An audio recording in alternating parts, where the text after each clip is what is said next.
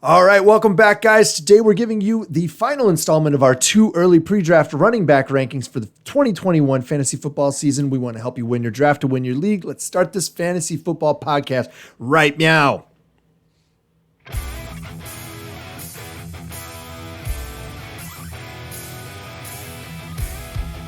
Hello and welcome to the Fantasy Football Upside. I am Justin. Kyle's going to point at himself, let everybody know that's who that is. That's me. Yeah, it's me. Thanks for dropping by my burn. Right? Yeah. Thanks for dropping by our Fantasy Football Podcast and YouTube channel. That's a story for possibly another day there, Kyle. Maybe, yeah. Not now. No. This is our welcome week. That's what we're calling it right now because, we're coming back. We've been working hard trying to get some of the upside resources for you all. We got a new look on YouTube. Let us know what that looks like for you guys. We're really proud of it. But like you said, we are continuing our two early rankings for running backs for the 2021 fantasy football season. Yep. Last installment here for running backs. So it's top 6 for us. So we've broken it down in 4 different episodes. Check out the other 3. They're going to be down in the description below as well, where Kyle points, and then down below. So Kyle, we're excited to be back. Yeah, we're going to help you all win that championship. Let's hit it. All right, guys. So hey, make sure you hit that like button in case Army had a half day and you want to win your league this year. We want to help you out. Make sure you get that draft kit. Make sure you head over to our website, sign up for a subscription over there so that you can get access to all the premium resources. We worked hard on the off season, getting all that ready. We came back a little bit late this year because we were getting all that stuff in order, as well as making this look all nice and spiffy, right? Mm-hmm. It's crispy. All right. So we're going to start off. Let's get right into it. Dive into the shallow end here. We are looking at running back 6, right? All yes, right. Sir. So here we go. Running back 6, I've got as Jonathan Taylor. And I'm a little higher on him, I think, than you are this year. Right now, I think I have him actually at 4th overall. Let me double check here. And I think that you've got him at 6th maybe. Or you've got him at 8th. I've got him at 4th. Mm-hmm. He sits at 6 for us. He had 10 out of his 15 starts that he made were startable starts, meaning he finishes a running back 1 or a running back 2 in each of those 10 starts. And so that's pretty phenomenal. He was also running back 4 in points in standard scoring in 2020.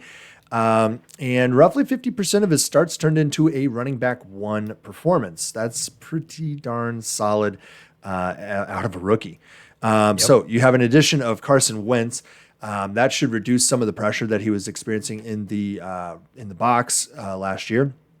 And he's running back 4 for me because I think things are lining up for him this year. I think it's a great consolation pick if you don't get one of the top picks or one of the top pick slots. I think that he's kind of underrated in that respect. And I think you're going to be able to get him for a discount. Kind of like you could get Dalvin Cook the last few years in the middle of the first round. I think you're going to be able to sneak Jonathan Taylor middle to the middle back of the first round, kind of like I'm guessing somewhere between 6 and 9 you'll be able to get him most likely. Yeah, it's one of those things where, of course, I am a Indianapolis Colts fan, so I do love me some Jonathan Taylor. Mm-hmm. And it's kind of funny, Jonathan Taylor. I have a Benford shirt like Jonathan Taylor Thomas. Sorry, segue. Okay. But it's one of those things where I've got something for that. It plays somewhere, Kyle. Yeah. But I just know 15-year-old girls from 1994. Woo! Playing fantasy football right now. Let's go. Yeah. But, Frank Reich likes to share the ball when it comes to running backs, and Marlon Mack should be back at some point this season. So, But my ranking will probably change a little bit for sure. Mm-hmm. Yeah. All right, so let's hit up running back 5. Number 5, we have Aaron Jones of your Green Bay Packers. He was the number 5 running back in 2020. So here we go. We got him still at number 5 headed into the 2021 fantasy football season. He was startable in 13 of 14 games. And for us, when we say startable, he finished as either an RB1 or an RB2. So only one game that he missed out on that. Now, there is a little subtraction here when it comes to his running back room. Jamal Williams was not re-signed. He's with the Detroit Lions. Add in A.J. Dillon that they drafted last year, who didn't play as much. It's one of those things where I actually could see Aaron Jones's targets increase, but I could also see his goal line work decrease just a little bit because of, the AJ Dillon, also known as Quad Father and Quadzilla, that he's named his quads. So I still like him here at number Like you 5 do. because he's just been ultra efficient throughout his whole career, man. Yeah, that's great. All right, so here we go. Running back 4, we've got Saquon Barkley. All right, he only had 2 starts last year. So there is a big question mark as to how he's going to come back, right? So there's that injury concern, but he was over, I think, 2,000 all-purpose yards his rookie year. He got 1,700 all-purpose yards his second year. Third year, obviously, was pretty much a bust. Yep. He only had one full game rather. But he has rushed in both of his first 2 years right around the 1,000-yard mark total. So I think that when you're looking at all-purpose yards in 2021, I see no reason why it's not possible for him to hit 2,000 yards there. He did it as a rookie. I think he can do it again. The question is going to be, is Daniel Jones going to be able to take the extra defenders out of the box? That's always a question for the running back, especially when you've got a true bell cow kind of back. And I think as a bell cow back here, that's what you're really always looking for at the front of the first round. So that's why we've still got Saquon up there. When he does play, I mean, we joked last year about going into the season that it was really hard to rely on him for like not experiencing touchdown regression because he relied too heavily on the 85-yard rushing touchdowns, but he did it every other game his second year. So Right. Why not rely on it, right? Maybe Right. he comes back, lost a step. I don't know. I think it's worth the risk at the top of the draft, but I don't think it's terrible risk. So, No. that's where I'm at. All right, we got running back 3 coming in, right? Yes, sir. We got Derrick Henry of the Tennessee Titans. Kyle, let me ask you something. Is number 1 in carries, number 1 in rush yards, number 1 in rushing touchdowns in 2019 and 2020. Is that good? It's good. High score? Did we break it? Yeah. Yeah. And, let's go ahead and add in Julio Jones into the fold for the Tennessee Titans. Will they air it out a little bit more and take some more shots downfield? And maybe that changes kind of the amount of 8 men in the box that, Derrick Henry's been seeing for, I don't know. Did they get a new QB? Did they get a new QB that I'm not aware of? Yeah, Tannehill he's played well. I mean, he's actually been startable in fantasy football as well for some people. Good game manager. Yeah, well, hey, that's all you need when you have a guy like Derrick Henry. You need a game manager because you want to force feed him the ball. Now, the only thing that I kind of look at is, he did actually have a little bit of bust potential last year, and we kind of saw that. He actually had 4 outside of the top 30 finishes in 2020, and I think a lot of it has to do with the lack of targets. It's always been his knock, but, I mean, this guy is still just a stud, non-PPR, all day, every day. Yeah. Yep. All right, man. Let's talk a little bit about the Victory Draft Kit before we get out of here. Hit up our last 2 players, right? All right, so Victory Draft Kit, guys. 2021 Victory Draft Kit is dropping on July 1st. You're going to get the lowest price of the entire season if you pre-order or if you go ahead and pick it up at that date. You can get it at ffbupside.com, or you can go and subscribe over at patreon.com/fantasyfootballupside, so you can guarantee that low price, and you get a whole lot of additional information, not only in the draft kit, but also on our Patreon channel. The Victory Draft Kit's going to have all the information you need to dominate your draft this year so that you can start leading from day one. You can't win your draft on day one, but you can lose it. So you need to make sure that you walk in with the best information, and you're going to get that in the Victory Draft Kit. Got all the early pre-draft rankings for standard, PPR, half PPR, power rankings from 2020, player consistency grades as well. You're going to get all of our sleepers, deep sleepers, underrated players, overrated players, fades, hidden gems, player breakdowns, all of that.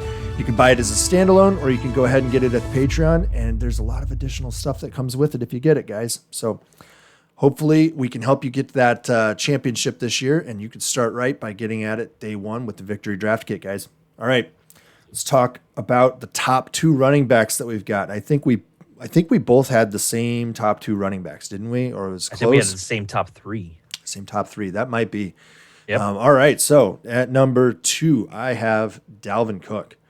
Dalvin Cook was a beast last year, man. As you well know, 14 startable finishes and 14 starts, and 13 of them were startable.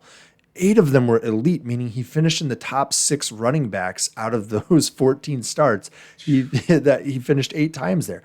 11 of the 14 starts were as a running back 1 he performed for you. I mean, that's just the picture of consistency. 11 running back 1 weeks is going to walk you into a championship.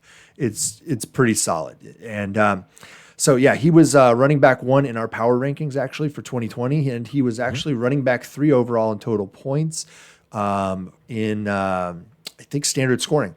Nothing's really changed for him this year, right? There's no real change. Same backups, same offensive scheme. Everything should be fairly similar. Still got Kirk Cousins, Kirk Cousins.